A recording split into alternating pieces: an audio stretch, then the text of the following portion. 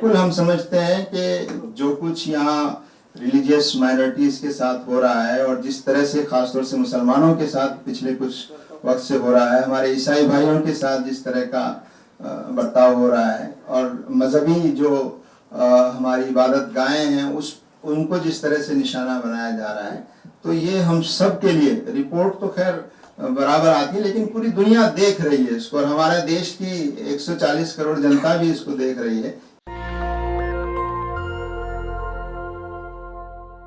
तो एक स्टैटिस्टिक्स के मुताबिक हम फास्टेस्ट ग्रोइंग इकोनॉमी है, लेकिन इसके बावजूद इन्फ्लेशन बढ़ रहा है और आप देख रहे हैं कि जो फूड प्राइसेस हैं उन पर 7.3% इन्फ्लेशन बढ़ा है और अनएम्प्लॉयमेंट रेट जो है वो 7.83 हो गया है और बराबर ये चीज़ें बढ़ती चली जा रही हैं। तो ये हमारे देश के लिए बहुत ही चिंता की बात है कि हम अपनी इकोनॉमी को, अपनी आर्थिक व्यवस्था को संभाल नहीं पा रहे हैं। अनएम्प्लॉयमेंट बढ़ता जा रहा है, हम रोजगार क्रिएट नहीं कर पा रहे हैं और लोगों के लिए जो जरूरत की चीजें हैं उनको सस्ता नहीं कर पा रहे हैं। डीजल और पेट्रोल के दाम हम देख रहे हैं कि कितने बढ़ गए हैं। तो ये सब चीजें हम सब के लिए चिंता की बात। एक और रिपोर्ट जारी हुई है जिसमें ये रिपोर्ट है, ट्रांसपेरेंसी इंटरनेशनल की रिपोर्ट है और जिसमें 180 कंट्रीज को उनके एक लिस्ट बनाई गई है और वो है करप्शन परसेप्शन इंडेक्स और उसमें हमारे देश का जो रैंक है वो 85 है। यानी जैसे जैसे रैंक नीचे जाता है हम करप्शन में उतने ज्यादा प्रोमिनेंट हैं। इसका मतलब हम 85 रैंक पर हैं करप्शन के लिहाज से। तो ये बहुत ही हमारे लिए एक चिंता की बात है कि हमारे देश की इमेज और हमारे देश की तस्वीर दुनिया में एक करप्ट कंट्री के तौर पर बन रही है। ये हम सब भारतवासियों के लिए शर्म की बात है और हम सरकार से ये मुतालबा करते हैं, उम्मीद करते हैं कि वो ऐसे मेजर्स ले कि करप्शन कम हो, अनएम्प्लॉयमेंट कम हो और महंगाई कम हो और रोजगार जो है वो बढ़े। इस बात की कोशिश की जानी चाहिए। और आखिर में ये देश का जो माहौल, नफरत का माहौल जिस तरह से बढ़ रहा है, बढ़ाया जा रहा है और जिस तरह की कम्युनल एटमॉस्फेयर को पॉलिटिकल फायदे के लिए बढ़ाया जा रहा है, इससे भी हमारी इकोनॉमी और हमारी आर्थिक व्यवस्था और हमारी ग्रोथ और हमारी प्रोग्रेस को बहुत ज़्यादा असर पड़ रहा है कि जब देश में शांति नहीं होगी, जब देश में आपस में विश्वास नहीं होगा और वायलेंस और डर का माहौल होगा, नफरत का माहौल होगा, तो यकीनन हमारा बिजनेस, हमारी तमाम इकोनॉमिक एक्टिविटीज़ वो सारी इससे प्रभावित होंगी।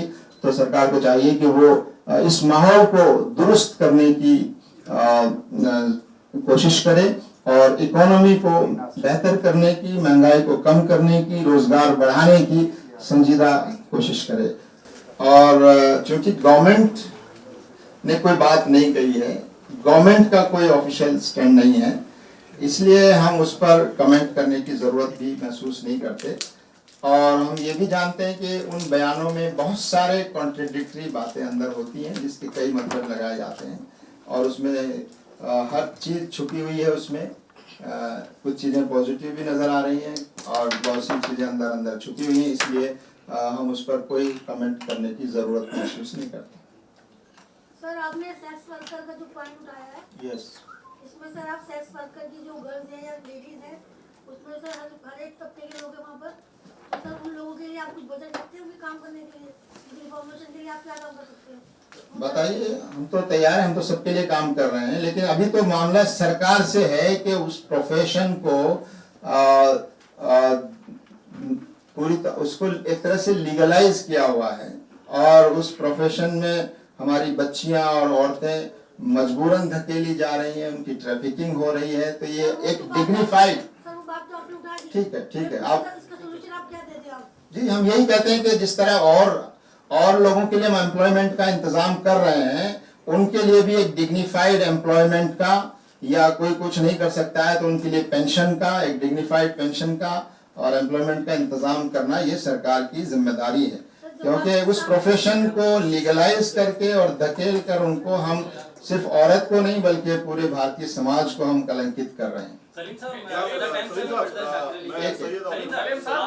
जिस तरह से ये इस प्रेस नोट को लेकर शुरू से आपने कहा कि सरकार अपनी जिम्मेदारी तय करे, सरकार को जिम्मेदारी से काम करना चाहिए। लास्ट टाइम जब मध्य प्रदेश के दंगों का जिक्र हुआ था, राजस्थान का मामला आया था, तब भी आपने कहा था कि फैक्ट फाइंडिंग कमेटी अपनी रिपोर्ट देगी। तब भी हमारा सवाल ये था कि क्या आप सरकार से मिलेंगे, क्या आप होम मिनिस्टर से, प्राइम मिनिस्टर से मिलेंगे? अब आप अगर प्रेस कॉन्फ्रेंस में ये कहते हैं कि सरकार को जिम्मेदारी से काम करना चाहिए, सरकार को देखना चाहिए, तो सरकार को एहसास कौन दिलाएगा? जितनी भी मुस्लिम ऑर्गेनाइजेशन हैं और जितनी भी ऐसी तंजीमें हैं जो इन तमाम मौजू पर काम कर रही हैं, सरकार से 1 to 1 कब होगा उनका, ताकि सरकार के सामने रिपोर्ट रख सके? अभी आपने सेक्स वर्क ये मोहन भागवत वाले बयान पे आपने कहा, सवाल करें। हाँ, सवाल ये कि मोहन भागवत वाले बयान पे आपने कहा कि सरकार का कोई स्टेटमेंट नहीं है। तो सरकार का स्टेटमेंट तो ना कश्मीर पे अभी तक कुछ आया, ना मॉब लिंचिंग पे कुछ आया, कानपुर भी कल हो गया, और उसके बाद भी तमाम चीजें बढ़ती चली जा रही हैं। तो ऐसे में सरकार से 1 to 1 कब होगा? कब प्राइम मिनिस्टर, होम मिनिस्टर से आप मिलने जा रहे हैं? देखिए, सरकार तो हम सबकी सरकार है, हम पूरे देश ने चुनी है, और सरकार इसलिए चुनी जाती है कि वो अपनी जिम्मेदारी निभाए, और उसको अपनी जिम्मेदारियां याद दिलाने की जिम्मेदारी हम सब की है, मीडिया की सबसे ज्यादा है। ये अलग बात है कि मीडिया का एक बड़ा सेक्शन वो है जो सरकार से सवाल पूछने के बजाय, आप कब मिलने जा रहे हैं?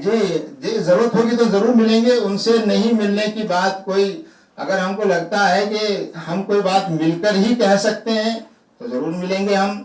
उनके बाद सारी बातें पहुंच रही हैं, अगर वो जरूरत महसूस करते हैं तो जरूर मिलने को तैयार हैं। कभी नहीं, कब मिलने की कोई बात नहीं है इसमें मिलना कोई समस्या का हल नहीं है। मिलना जो है ये बात पहुंचनी चाहिए उन तक, और बात पहुंच रही है, और अगर कोई बात वो आपस में करना चाहते हैं तो हम उसके लिए तैयार हैं। एक सवाल है हाँ मैडम, कानपुर में कल जो हिंसा हुई, जिस तरह से पथराव हुआ, उसको कैसे कंडेम करते हैं? उसमें पीएफआई की साजिश का भी रोज सामने आ रहा है। देखिए, आप फैसले न सुनाए यहाँ पर, वहाँ पुलिस है, वहाँ सरकार है, उनको जांच करने दें। और उसकी निंदा करते हैं? बिल्कुल, हिंसा की निंदा करते हैं हम, और जो कुछ भी हुआ है गलत हुआ है उस हिंसा की निंदा करते हैं, और जो वाकई जिन्होंने कानून हाथ में लिया है, कानून के मुताबिक कार्रवाई होनी चाहिए, और इंसाफ के साथ कार्रवाई होनी चाहिए, और कोई ऐसी कार्रवाई भी नहीं होनी चाहिए जिससे ऐसा लगता हो कि बिल्कुल जिस तरह और जगह देखा गया है कि बुलडोजर चलने लगे हैं, लोगों की घरों और दुकानों को डेमोलिश किया जा रहा है। तो ये, लेकिन जो उसको रोकना सरकार की जिम्मेदारी है, लॉ एंड ऑर्डर को, और हम उसकी निंदा करते हैं। इंजीनियर साहब, कल यूपी के डीजीपी ने साफ तौर पर कहा है कि बुलडोजर कार्रवाई भी करेंगे, 18 लोगों को हमने गिरफ्तार कर लिया है, हमारे पास कैमरे, हमारे पास वीडियोस हैं। नहीं, हाउ कैन बुलडोजर कार्रवाई को आप कानूनन कैसे जस्टिफाई कर सकते हैं? किसी क्राइम से या किसी एक्यूज से या किसी की तस्वीर अगर कहीं कैमरे में आ गई है, या पुलिस ने किसी को एक्यूज समझ लिया है, या जनता किसी को एक्यूज बता रही है, उस पर किसी का घर तबाह कर देना, ये तो बिल्कुल गैर कानूनी बात है, और हमारे अदालत ने इस पर बाकायदा फटकार लगाई है, और इस पर कानून के मुताबिक होना चाहिए जो भी, किसी को कानून हाथ में लेने का सरकार को भी अधिकार नहीं। इंजीनियर साहब, ये ज्ञानवापी मस्जिद के मामले में, मेरा नाम कासिम सैयद है, रोजनामा खबरें से। ज्ञानवापी मस्जिद के मामले में मुसलमानों के एक सेक्शन का यह ख्याल है कि इस मसले को बातचीत से हल किया जाए या फिर अदालत से किया जाए। तो अदालतों का जो मौजूदा रवैया है, जिस तरह से तेजी से जो है वो आगे बढ़ रही हैं, तो क्या आप भी इस ख्याल के हामी हैं? पहली बात तो ये। दूसरे, एहानत रसूल का मामला, सल्लल्लाहु अलैहि वसल्लम का मामला बढ़ता जा रहा है। नूपुर शर्मा के बाद नवीन कुमार ने भी एहानत रसूल की है, उसके बारे में आपने कुछ नहीं कहा है। देखिए, कानपुर का वाकया उसी वजह से हुआ है। हाँ, याद है। तो ये जो मैंने बताया कि हमारी निगाह में 1991 का जो कानून है, उसने तमाम ऐसे मसलों पर पूरी तरह से रोक लगाने के लिए वो कानून बना है। वो कानून जब तक मौजूद है, उसके मुताबिक ही सरकार और अदालतों को आगे कार्रवाई करनी चाहिए। हम उसको मसला ही नहीं समझते। वो कानून, उस कानून के मुताबिक कोई मसला ही नहीं है। और दूसरी बात क्या पूछी थी आपने? हाँ, बिल्कुल, उस पर हमारा बयान भी आ चुका है। ये जो एक माहौल को गरमाने के लिए और नफरत पैदा करने के लिए और अपने आप को पॉलिटिकली ऊपर उठाने के लिए जिस तरह से लोग इस तरह की जज्बाती चीजों का सहारा ले रहे हैं, वो कानून के खिलाफ है। सरकार की जिम्मेदारी है कि ऐसे ऐसे लोगों के खिलाफ कार्रवाई करे और ऐसे चैनल्स पर और ऐसे जो लोग उसको बढ़ावा दे रहे हैं उनके खिलाफ भी कार्रवाई करने की हमने डिमांड की है। तो मुसलमानों को क्या मशवरा देंगे आप इस मामले में? देखिए, कानून के मुताबिक कार्रवाई करनी चाहिए और इस पर नाराजगी जताने का कानून के दायरे में पीसफुल तरीके से वो हमें पूरा हक है, लेकिन ये कि असल जो कार्रवाई है वो कानून के मुताबिक होनी चाहिए, क्योंकि उसमें कानून को हाथ में लिया गया है, नफरत फैलाने की कोशिश की गई है और मजहबी भावनाओं को भड़काने की कोशिश की गई है। उसके लिए कानून बने और सरकार इसीलिए कि वो ऐसे लोगों के खिलाफ कार्रवाई करे। किसी को अधिकार नहीं है कि वो किसी को अधिकार नहीं दिया जा सकता कि वो खुद फैसला करे या वो खुद सजा दे। सरकार और जो हमारा लाइन ऑर्डर का सिस्टम है वो इस पर कार्रवाई करे। इंजीनियर साहब एक सवाल है। ये मैं सैयद आमिर हुसैन हूँ न्यूज़ नेशन से। जी फरमाइए। सवाल ये है कि जम्मू कश्मीर में देखा गया है कि बड़ी संख्या में अब हिंसा हुई है। एक बार फिर से 1991 से पहले वाला जो मामला था फिर से सामने आ रहा है। बड़ी संख्या में जो कश्मीरी पंडित है या फिर हिंदू हैं वो वहाँ से पलायन भी कर रहे हैं इस बात को लेकर के कि उनको इस बात का डर है कि कहीं उनको फिर निशाना ना बनाया जाए। खास तौर पे देखा जाए तो नाम पूछ करके उनको गोली मारी जा रही है, इस तरह की बात सामने आई है। किस तरह से आप जम्मू कश्मीर के मसले को देखते हैं और आपका रुख इस पर क्या है? क्या ऐसे में उन लोगों को वहीं पर रहना चाहिए, क्या आप ये कहना चाहेंगे, या फिर इस पर सरकार को कड़ी कार्रवाई करके जो दोषी है उनको पकड़ना चाहिए? देखिए, हम एक बात तो ये कहना चाहते हैं कि इस मसले पर पॉलिटिक्स और सियासत नहीं होनी चाहिए और इस मसले को वहाँ कश्मीर में भी और पूरे देश में भी एक सांप्रदायिक और नफरत का माहौल पैदा करने का जरिया नहीं बनने देना चाहिए। ये सरकार की जिम्मेदारी है।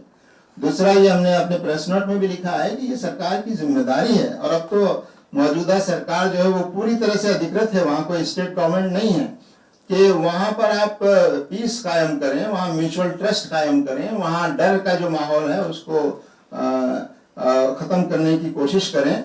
और डर वहाँ सिर्फ कश्मीरी पंडित या हिंदूज में है ऐसा नहीं है, डर वहाँ पूरे कश्मीर में है और सरकार की जिम्मेदारी है कि सबके डर को एड्रेस करे और सबकी सुरक्षा को अश्योर करे।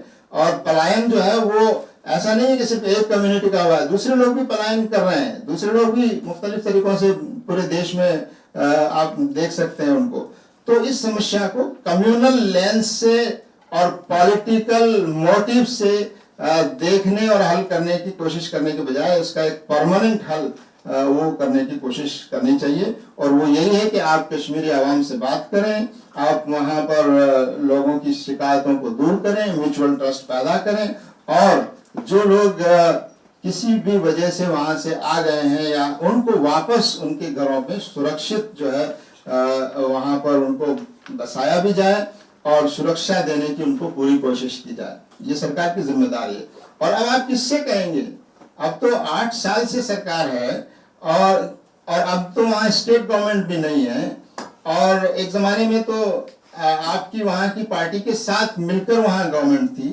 तो अब किससे कहा जाएगा कि कौन जिम्मेदार है? तो सरकार के अलावा और किसकी जिम्मेदारी है वहाँ पर लाइन ऑर्डर और पीस मेंटेन करना?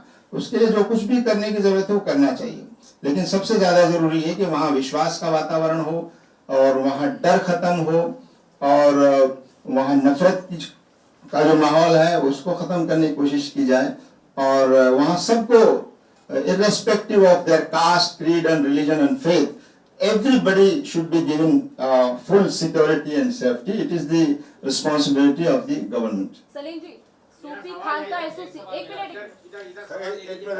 एक मैडम सूफी खान का एसोसिएशन है, उन्होंने कहा है कि सूफी खान का कौन है ये हम नहीं जानते। तो ये कानपुर की एसोसिएशन है, उनकी तरफ से कहा गया कि कानपुर में जो हिंसा हुई उसमें पीएफआई का रोल है और ये जानबूझकर घटना उसी वक्त की गई जब प्रेसिडेंट और प्राइम मिनिस्टर शहर में थे। इसके अलावा केरल में भी जो स्लोगन जो पीएफआई का मार्च निकाला गया था उसमें भी स्लोगन जिस तरीके के सामने आए थे, तो पीएफआई का जो रोल अलग अलग घटनाओं में सामने आ रहा है उस पर आप लोग कुछ कहना चाहेंगे? तो आपने किसी के कहने पर आपने मान लिया फैसले को? जी हम नहीं, ये तो जांच करने दीजिए। वहाँ सरकार है, वहाँ पुलिस है और किसी के कहने से आप किसी को मुजरिम करार बना देंगे, किसी के कहने से आप किसी को मान लेंगे और पुलिस भी कह रही है कि पीएफआई के कहना नहीं, कानून है ना उनके पास, कानून है उनके पास, सबूत होंगे और उसके मुताबिक कार्रवाई करें। वो जो भी हो, किसी संगठन का नाम लेने के बजाय जो भी हो उनके खिलाफ कार्रवाई होनी चाहिए। कौन लोग हैं जो माहौल को बिगाड़ना चाहते हैं, और देश में कौन नहीं जानता कि दंगा करना किसकी पॉलिसी है, कौन नहीं जानता दंगे से किसको फायदा होता है, कौन नहीं जानता दंगे की सियासत कौन करता है, कौन नहीं जानता नफरत के जरिए नफरत के फल जो है कौन बटोरता है।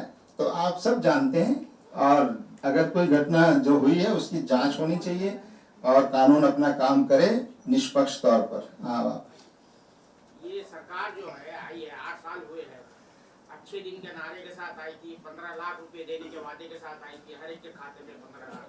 लेकिन आज जो है हर हिंदुस्तानी जो भी पैदा हो रहा है 1 लाख तक मखरूज है। और ये 8 साल दौर को जमात इस्लामी जो है किस तरह से वो करके असेस कर लिया है, क्योंकि इसके अंदर तकरीबन 10,000 के करीब छोटे मोटे फसादात भी हुए हैं। जो अभी आप कह रहे थे दंगे की सियासत की बात कर रहे हैं, तो आप किस तरह से असेस करते हैं 8 साल दौर को? ये देखिए, इसमें कोई शक नहीं है कि सरकारों ही की ये जिम्मेदारी है, और सरकारें उम्मीदों के साथ ही चुनी जाती हैं कि गरीबी खत्म होगी, हालात बेहतर होंगे, रोजगार मिलेगा। तो बहरहाल ये तो पॉलिटिकल पार्टीज इसका जायजा लें कि इस मैदान में क्या हो, लेकिन हमारी निगाह में जो सबसे ज्यादा नुकसान पिछले दिनों में हुआ है देश का और हो रहा है, वो है देश में नफरत का माहौल, वो है इस देश में अविश्वास का माहौल, और वो है इस देश में बढ़ती हुई एक तरह से हिंसा की जो प्रवृत्ति है।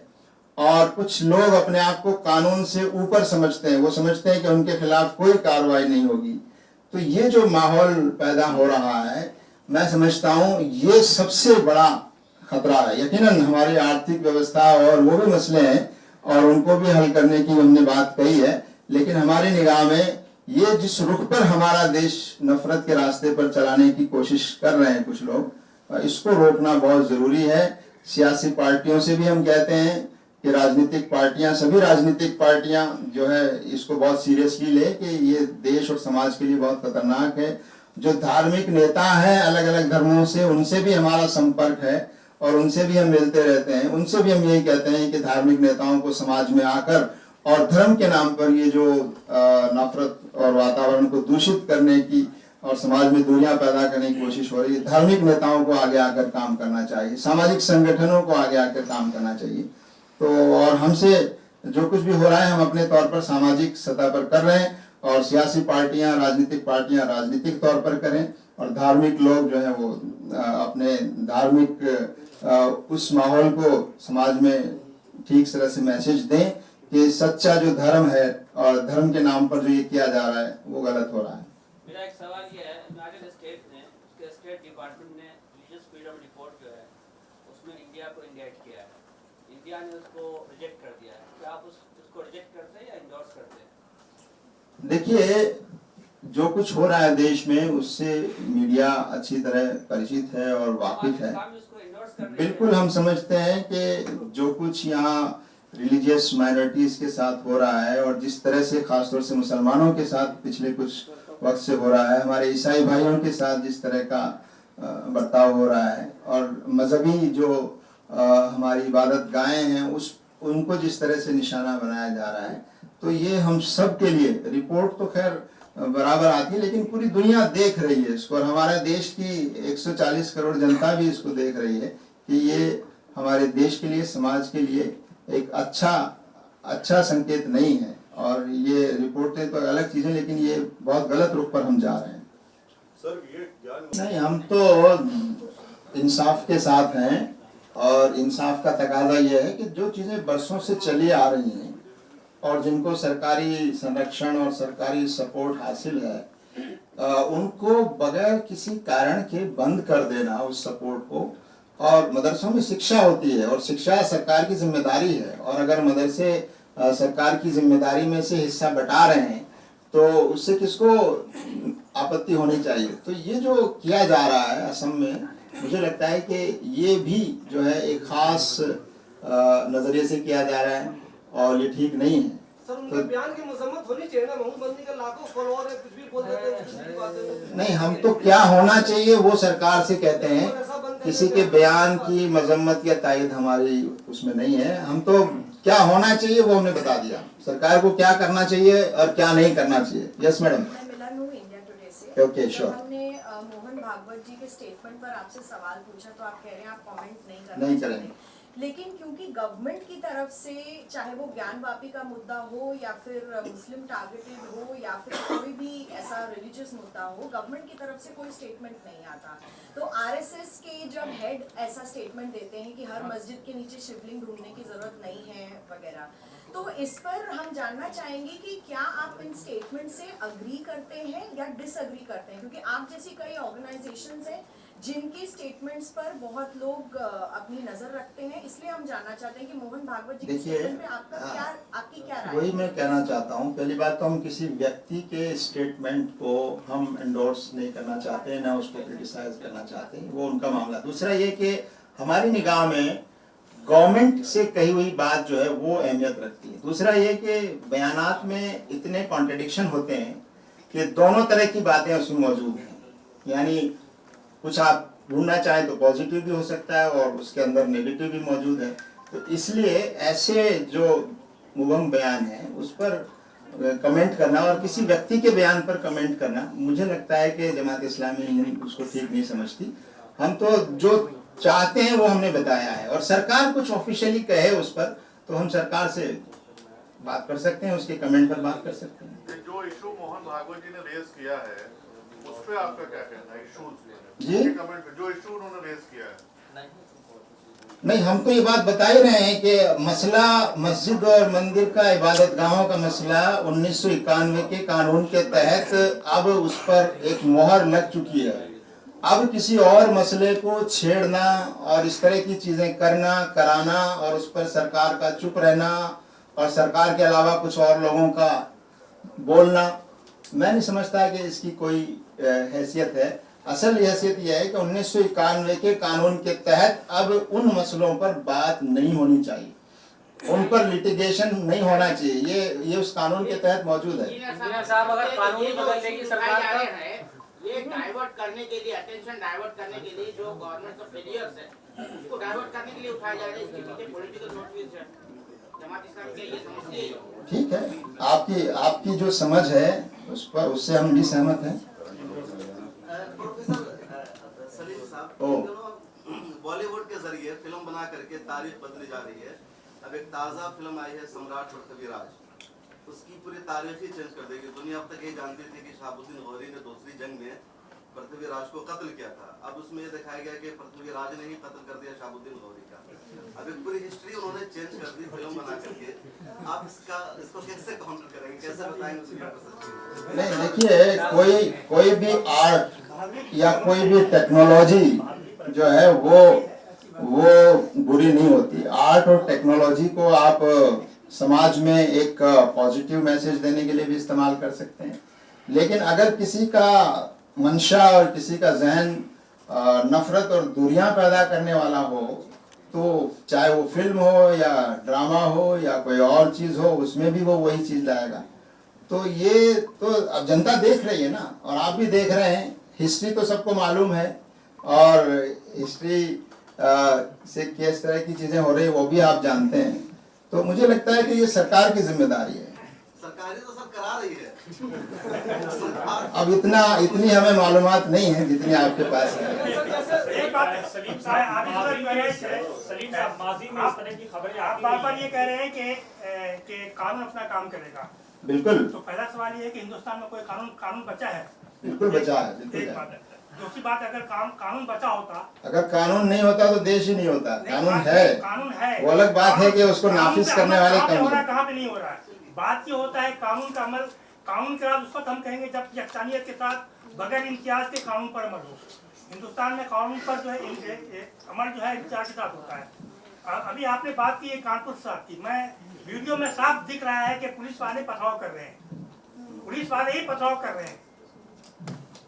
एक बात। दूसरी बात यह है कि अदालत की बात है।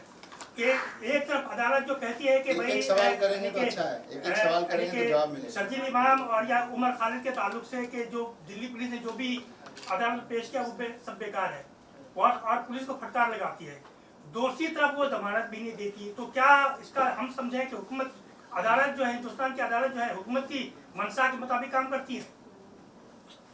देखिए, जहाँ तक कानपुर का मसला है तो कानपुर में जो प्रोटेस्ट हो रहा था उसके खिलाफ, उस खातून ने जो मोहम्मद सल्लल्लाहु अलैहि वसल्लम के खिलाफ नफरत की और गलत बात कही थी ना, उसके खिलाफ हो रहा था। लेकिन मुझे अफसोस है और ताज्जुब भी है कि जिसने ये किया है उस पर कोई कार्रवाई नहीं हो रही। आप हिंदू मज़हब हो या मुसलमानों का मज़हब हो, उसके देवी देवताओं पर, पैगम्बरों पर अगर कोई बेजा कमेंट करते हैं या तो उसके खिलाफ पहले कार्रवाई होनी चाहिए।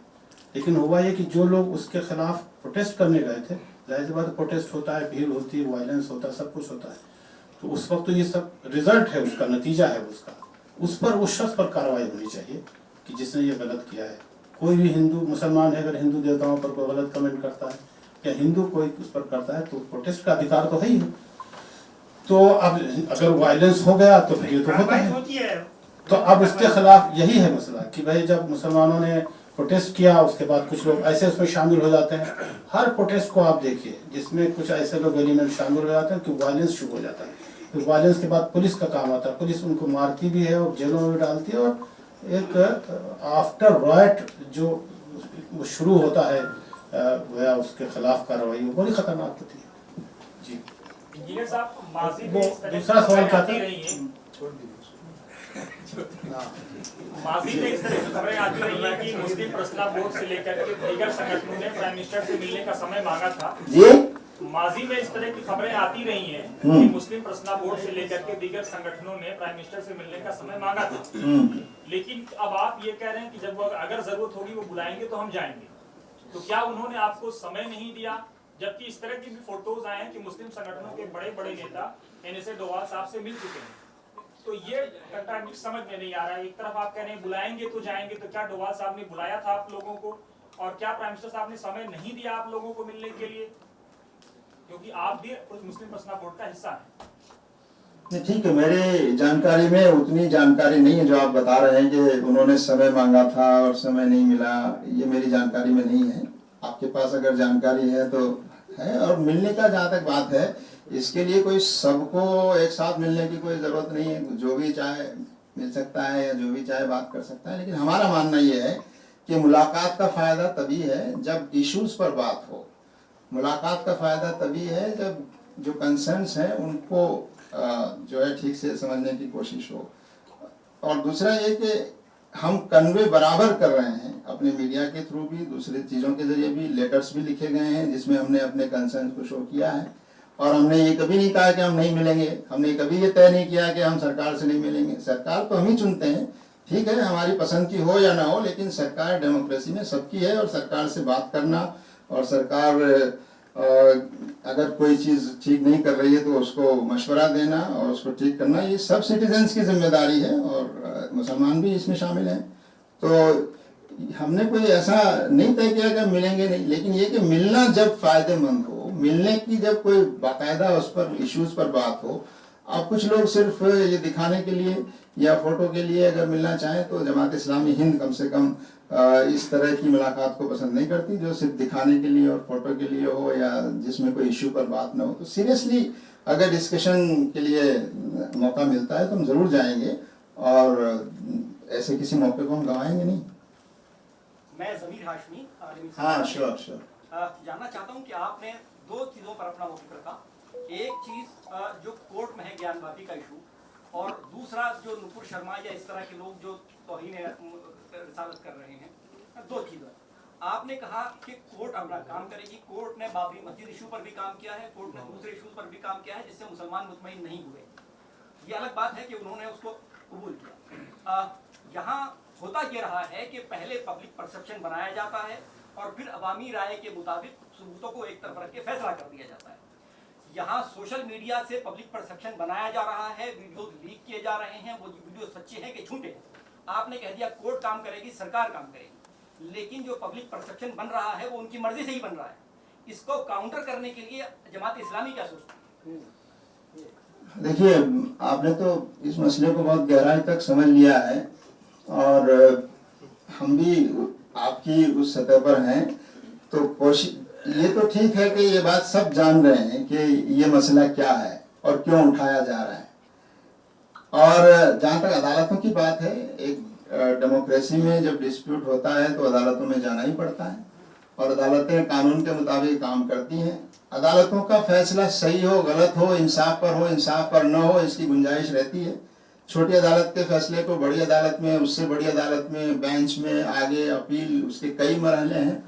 इसके बावजूद भी सिस्टम को तो फॉलो करना पड़ेगा। लेकिन जो अभी जो मसला चल रहा है ज्ञानव्यापी और दूसरी मसाजिद का, उसके बारे में हमारा कहना यह है कि कानून के मुताबिक इन मसलों पर लिटिगेशन ही अलाउड नहीं है, ये हम कहना चाहते हैं। नहीं, हम ये कह रहे हैं कि जो पब्लिक परसेप्शन बनाया जा रहा है, ठीक है, वो सरकार नहीं बना रही है, वो कोर्ट नहीं बना रही है, उनके लोग कर रहे हैं। हाँ, तो आप लोग एक्सपोज कीजिए इसको, मीडिया के लोग एक्सपोज करें कि ये परसेप्शन गलत हो रहा है और यही बात तो हम कहना चाह रहे हैं। आप जो बातें यहाँ कही जा रही हैं उसको आप पब्लिक तक पहुंचाइए तो पब्लिक का परसेप्शन पॉजिटिव भी होगा। नहीं, मीडिया बात करेगी, जो वो कह रहे हैं उनकी बात करेगी, जो आप कहेंगे आपकी बात करेगी। मीडिया उस पर रिसर्च करने नहीं जा रही है। इसका जो है काम जमात इस्लामी को, जो मुसलमानों की जमात है, तो वो क्या सोचती है, क्योंकि जो खासतौर से सोशल मीडिया पर जो कैंपेन चलाया जा रहा है वो कोई सरकार नहीं चला रही है, उसको मीडिया भी काउंटर नहीं करेगी, उसको काउंटर आपको करना है। सबकी जिम्मेदारी है, जो गलत बातें मीडिया पे, सोशल मीडिया पे चल रही है उसको कंटेन करना सबकी जिम्मेदारी है। जमात इस्लामी भी अपने तौर पर कोशिश कर रही है और आज की ये प्रेस कॉन्फ्रेंस भी उस कोशिश का एक हिस्सा है। कम से कम कुछ लोग जो यहाँ बैठे हैं उनका परसेप्शन तो कम से कम थोड़ा ठीक हो और ये जितना आगे तक ले जा सकते हैं उस परसेप्शन को करें। तो जो जितना कर सकता है उतना करेगा। हमने ये दावा नहीं किया और हम कर सकते हैं कि हम कोई पूरे देश का परसेप्शन बदलने की हम सलाहियत रखते हैं, लेकिन ये कि कोशिश आपको, हमको, सबको अपने अपने लेवल पर करने की जरूरत है। जो गलत हो रहा है उसको रोका जाना चाहिए, जो सच छुपाया जा रहा है वो सच बाहर आना चाहिए। अदालतों पर जो भरोसा कमजोर हो रहा है वो भरोसा मजबूत होना चाहिए। लेकिन सबके बावजूद देश कानून से चलता है, संविधान से चलता है और डिस्प्यूट के केसेस में अदालतों में जाना होता है। अदालतें फैसले सुना सकती है, लेकिन जरूरी नहीं है कि अदालतें इंसाफ पर मबनी फैसले सुनाए। तो जाहिर है कि फैसले करती अदालत, जरूरी नहीं कि इंसाफ करे। और ऐसे बहुत से वाकयात पिछले हुए हैं जिसमें फैसले हुए हैं मगर इंसाफ नहीं हुआ। तो हम ये समझते हैं कि इसके बावजूद हमें रास्ता यही अपनाना पड़ेगा। लेकिन ये बात फिर मैं स्पष्ट कर दूं, अभी जो मसले मंदिर मस्जिद के उठाए जा रहे हैं, ये इन पर तो 1991 के कानून के तहत फुल स्टॉप लग चुका है। इनको उठाया जाना उस कानून की खिलाफ वर्जी है। अदालतों को और सरकार को उस कानून के मुताबिक कार्रवाई करनी चाहिए। नेशनल दस्तक की आपसे गुजारिश है कि अगर इसको बचाना चाहते हैं तो नेशनल दस्तक को सब्सक्राइब करने के लिए रेड कलर के सब्सक्राइब बटन को दबाएं, फिर बेल आइकन की घंटी दबाएं। नेशनल दस्तक को बचाने के लिए बहुत जरूरी है कि हर खबर को शेयर करें, लाइक करें, कमेंट जरूर करें।